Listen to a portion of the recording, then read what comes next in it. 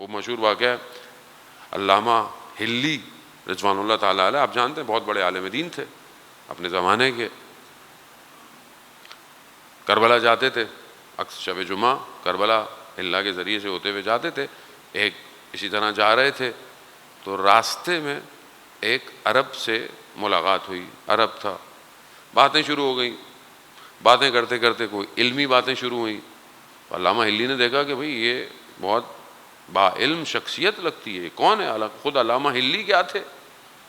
باتیں کرتے کرتے کسی ایک مسئلے پر جو ہے وہ سوال پوچھا، تو جیسا ان کے علم میں تھا اس کے بالکل مخالف جو ہے وہ اس شخص نے بتایا. ملاقات کس سے؟ امام زمانہ سے.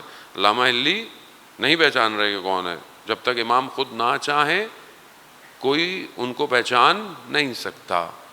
اور روایات میں بھی ہے، چھٹے امام جعفر صادق علیہ الصلوۃ والسلام، اللہم صلی علی محمد وعلی محمد، کہ لوگ ان کو دیکھیں گے مگر ان کو پہچانیں گے جب ظہور ہوگا، تب کہیں گے کہ ہاں ہم نے ان کو دیکھا تھا. وہ خوش قسمت ہے بہرحال جس کو زندگی میں امام ملے. اب وہ مسئلہ پوچھا تو انہوں نے اس کے بولے مخالف جواب دیا. تو انہوں نے کہا کہ جی فلاں عالم میں فلانی کتاب کے اندر علامہ علی نے کہا کہ یہ مسئلہ تو نہیں ہے. کہا نہیں، یہ انہی کی کتاب میں حدیث میں ہے. کہا میں نے نہیں پڑھا.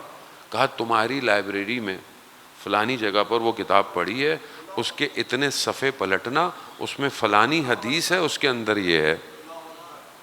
اب جب اتنا ڈیٹیل انہوں نے سنا تو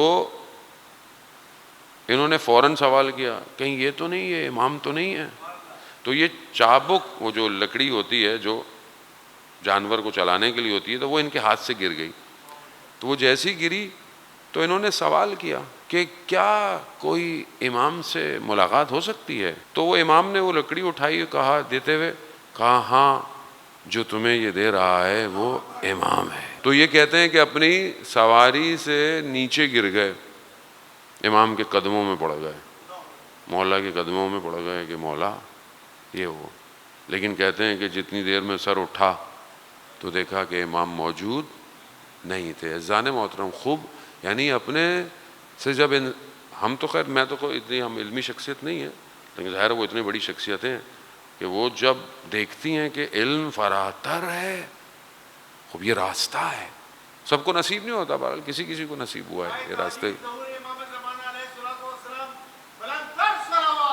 اللہ صلی علی محمد.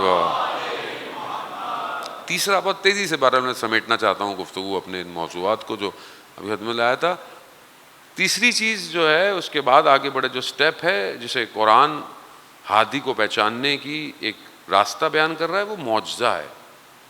معجزہ عجز سے ہے، یعنی جسے عام لوگ انجام نہ دے پائیں.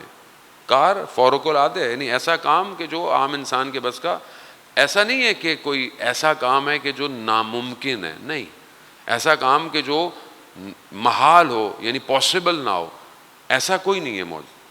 معجزہ کیونکہ انسان کا، عام انسان کا علم اس کو کمپائل نہیں کر پاتا، اس لیے اس کے لیے وہ کام معجزہ ہے ایکچولی. اور جتنے بھی نبی معجزہ لے کر آئے اس کے ساتھ ان کا دعوی نبوت تھا. یعنی کیا کہا تھا کہ یہ معجزہ ہے. کیوں معجزہ ہے؟ کیونکہ میں اللہ کی طرف سے آیا ہوں. اتنی ان کے پاس جو تھی فیسلٹی. ابن سکیت نے امام نقی علیہ الصلوۃ والسلام سے سوال کیا، صلی علی محمد، کہا کہ پروردگار نے حضرت موسیٰ کو جو معجزہ دیا، ید بیضا دیا، ایک وہ عصا دی کہ جو زمانے میں ساحر تھے، تو یہ ایسا کیوں ہے؟ اور حضرت عیسیٰ کو جو ہے وہ شفا کا معجزہ دیا کہ جو شفا نہیں ہو سکتی تھی ان کو، مگر رسول خدا کو جو ہے وہ کلام دیا، قرآن دیا، تو یہ ایسا کیوں ہے؟ تو امام نے اسے فرمایا کہ دیکھو جب حضرت عیسیٰ کا دور تھا تو اس زمانے میں جو چیز لوگوں کو اپنی طرف کھینچ رہی تھی وہ جادو تھا، وہ سحر تھا. تو سحر کا مقابلے کے لیے اللہ نے حضرت عیسیٰ کو ویسی چیز دی، کیونکہ ساحر قرآن بھی کہہ رہا ہے جادوگر تھے. جب انہوں نے یہ دیکھا کہ یہ لکڑی اژدہا میں بدل گئی تو وہ سجدے میں پڑ گئے. کیوں؟ کیونکہ وہ جادوگر جانتے تھے کہ یہ سحر نہیں ہے، یہ سحر، اسی لیے موسیٰ کے رب پر ایمان لے آئے۔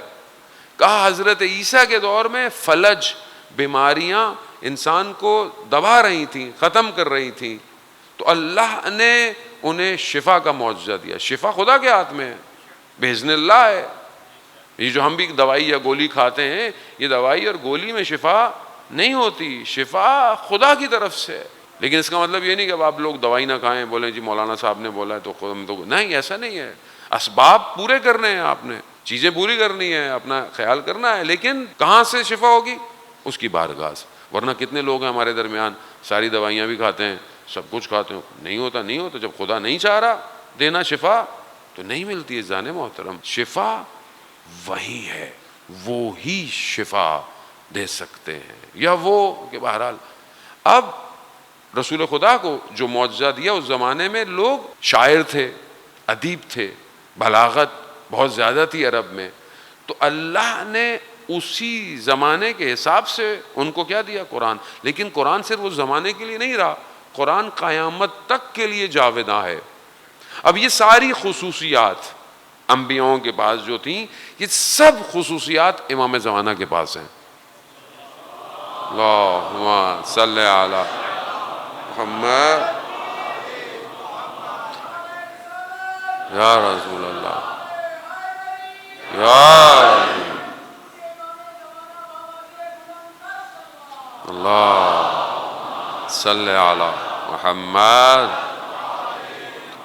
اب یہ معجزہ ہو گیا، یہ سب نبوت کے ساتھ ہے۔ ائمہ کے آپ نے معجزات دیکھے، آپ ان کی زندگی میں سنتے بھی رہتے ہیں، پڑھتے بھی رہتے ہیں، لیکن ایسا نہیں تھا کہ یہ معجزات ان کی شخصیت کی بلندی کے لیے، ان کی شخصیت ان سے بہت بلند تھی۔